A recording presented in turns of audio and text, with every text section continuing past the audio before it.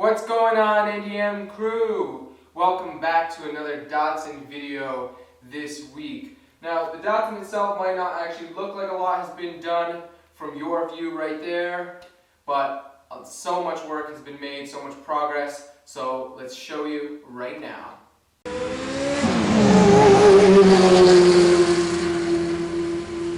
So the first thing I want to update you guys on is the interior. Now, as you can see, I'm actually sitting in a seat.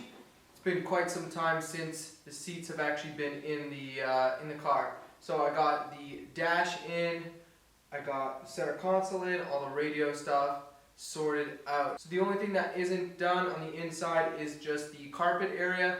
The only reason why I left that out was just because that one patch area that I did, and I want to redo it just to make sure it's a better job. So that will be done once the car is running.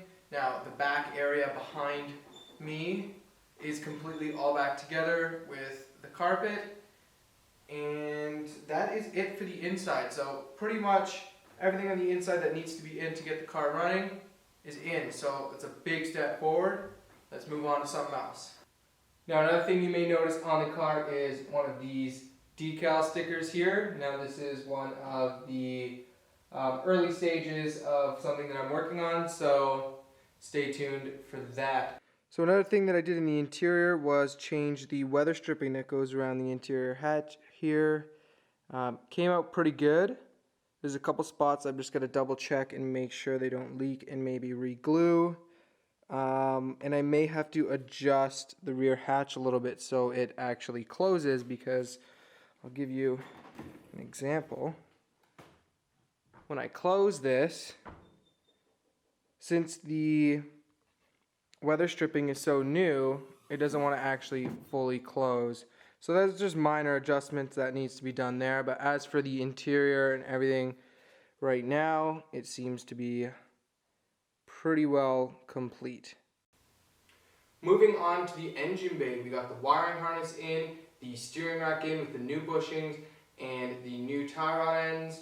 We have the new steering coupler bushing in as well. The ignition coil is in. The transmission is in. Now this is the 5-speed that came out of the new, came with the new engine that I bought. So everything is moving along. We're making a lot of progress. So other than the cylinder head having its issue, everything is going really smooth. I'm hoping to have the car running a week after I get back from Italy. If you watched all the way through the previous video, you know that I'm going to be going to Italy for a little while, but I will have content hopefully for you every week. So the only thing that really needs to be done is fluids, and another thing we actually put in is the booster. Now it's not the gold one that I painted, the new one, just because we ran into some issues making it fabricate and work with working here. Now I'm still going to put that booster in for sure. This is just to get the car mobile right now. So the last thing I want to include in this video for you guys is the actual cause of the cylinder head issue. Now I said in the last video that cylinder 1 and 4 were having really high percentage of leakage. Now that was from the actual cylinder head being warped. So the surface that mates with the block here was not completely flat, and it was allowing air and pressure to be lost through there. That's it for this video. I hope you guys enjoyed the little update. A lot of progress has been made, as you can see.